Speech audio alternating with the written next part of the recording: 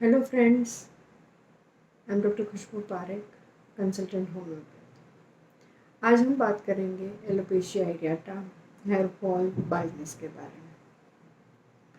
Homeopathy में baldness, alopecia एरियाटा की बहुत अच्छी मेडिसिन हैं, ट्रीटमेंट भी बहुत अच्छा है और मेडिसिन बहुत सारी हैं। आप जानते ही हो कि हेयर फॉलिंग के लिए होम्योपैथी कितनी अच्छी है और कितनी फटाफट उसका रिजल्ट मिलता है। तो हम पहले बात करेंगे व्हाट इज एलोपेशिया एरियाटा। एलोपेशिया एरियाटा यानी कहीं पे एरिया एरिया यानी कहीं एरिया में, छोटे छोटे एरिया में वहाँ से बाल का पैचेस बन जाना, वहाँ से बाल्डनेस हो जाना, वहाँ से बाल चले जाते हैं, उसको बोलते हैं एलोपेशिया एरियाटा। बाल्डनेस यानी कई बार बाल्डनेस टोटालिस कहते हैं, कहीं पैच में बन जाता है एलोपेशिया एरियाटा कहते हैं। टोटल बाल्डनेस हो जाती है, मेल पेटर्न बाल्डनेस हो जाती है बहुत सारे हेयर फॉलिंग की वजह से, या तो स्ट्रेस की वजह से, न्यूट्रिशनल डेफिशिएंसी की वजह से, या तो जेनेटिक प्रॉब्लम की वजह से बाल्डनेस आ जाती है। ज़्यादातर बाल्डनेस मेल में यहाँ पे बीच में दिखने मिलती है, या तो यहाँ आगे टेम्पोरल रीजन में देखने मिलती है। लेडीज़ में बाल्डनेस कम होती है, बट लेडीज़ में हेयर फॉलिंग ज़्यादा होता है।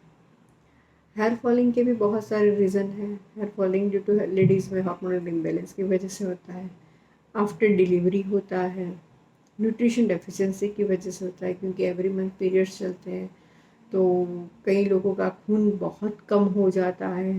Calcium, vitamin B12, vitamin C और बहुत सारे विटामिन बी कॉम्प्लेक्स की कमी की वजह से हेयर फॉलिंग होता है।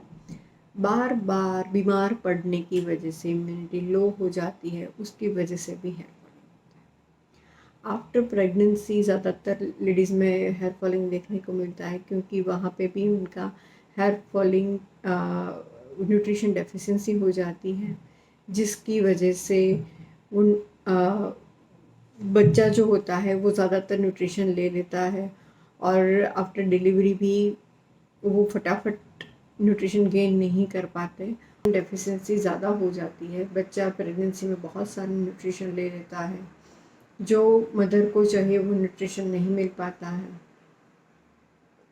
आफ्टर बर्थ लैक्टेशन पीरियड होता है, लैक्टेशन में बहुत सारा बॉडी में से न्यूट्रिशन चला जाता है, उसकी वजह से भी हेयर फॉलिंग रहता है।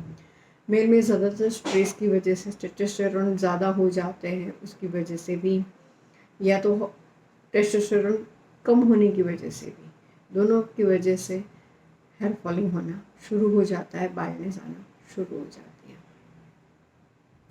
ये सब हमने उसके रीजंस जान लिए, ठीक है। उसको प्रिवेंट करने के लिए क्या करना पड़ेगा? सबसे पहले तो आप अपना बॉडी चेकअप करो, जहाँ जहाँ डेफिशिएंसी है उसको क्लियर करो। जैसे कि विटामिन सी की डेफिशिएंसी की वजह से हीमोग्लोबिन कम आता है, विटामिन B12 की डेफिशिएंसी की वजह से, आयरन की वजह से हीमोग्लोबिन कम आता है। ये सब एक दूसरे से कनेक्टेड है। विटामिन सी रिच फूड खाओ, लिमसी आती है वो खा सकते हो, या तो आंवला है, खट्टे फ्रूट्स है जिसमें विटामिन सी रिच होता है, वो खाना चाहिए। कैल्शियम की भी कमी की वजह से हेयर फॉलिंग होता है। कैल्शियम दूध में से, पनीर में से, या तो मिल्क प्रोडक्ट की में से, कोई भी मिल्क प्रोडक्ट में से कैल्शियम मिलता है, या तो कैल्शियम के सप्लीमेंट्स भी आप ले सकते हो।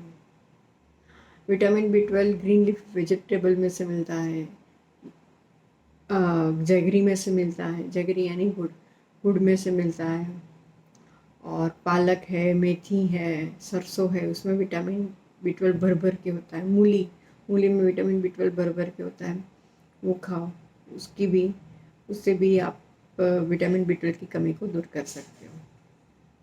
फिर विटामिन डी थ्री तो अर्ली मॉर्निंग में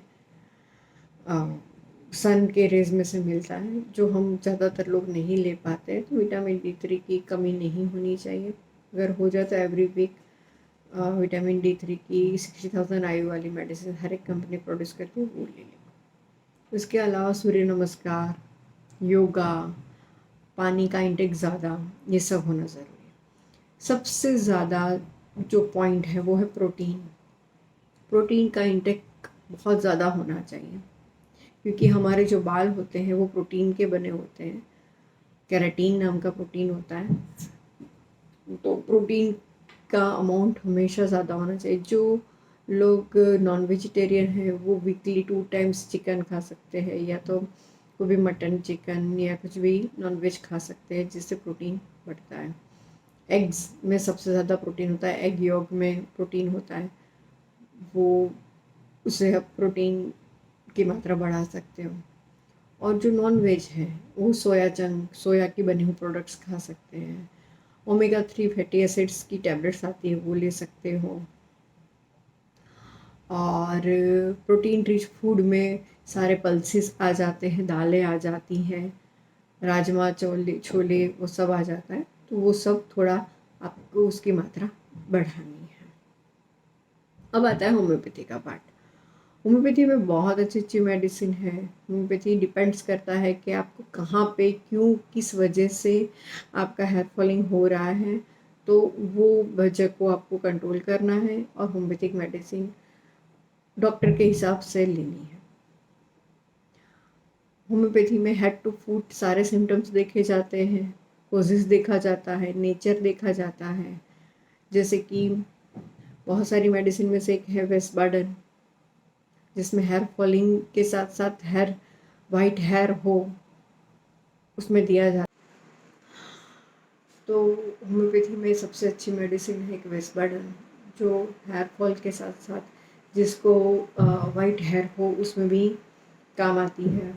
आर्निका बहुत अच्छी मेडिसिन है। आर्निका ब्लड सर्कुलेशन बढ़ाती है। जब बुरिंडी, एमलोकी, वो सब मेडिसिन आपके हेयर ग्रोथ करती है। इसके अलावा ग्रेफाइटिस है, फॉस्फोरस है, एसिड फॉस है, एसिड फ्लोरिक है, ये सब मेडिसिन। इसके अलावा भी बहुत सारी मेडिसिन है, वो डिपेंड आपका कोर्स, नेचर, डॉक्टर, उसके अकॉर्डिंग दिया जाता है। मेरे पास बहुत सारे पेशेंट हैं जिसके बाल वापस आ चुके हैं, आज बहुत खुश हैं, हेयर फॉलिंग चला गया है, बाल्डनेस नॉर्मल हो जाती है, सारे बाल नए आ जाते हैं, एलोपेशिया एरियाटा ख़त्म हो जाता है, फिर वापस कभी नहीं आता। थायराइड हो तो भी वापस नहीं आता है। तो प्लीज़ डू होम्योपैथी एंड आपका लुक बढ़ाओ, होम्योपैथी में आओ और हेयर फॉलिंग करो।